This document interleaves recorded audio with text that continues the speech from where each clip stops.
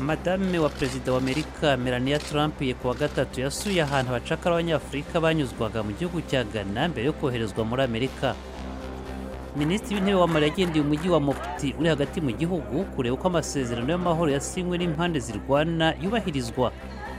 Muri Kameruni abantu bageze kuri miliyoni 7 bazitabira amatora azaba ku cyumweru azahatanirwamo abakandida 9 ku mwanya wa perezida.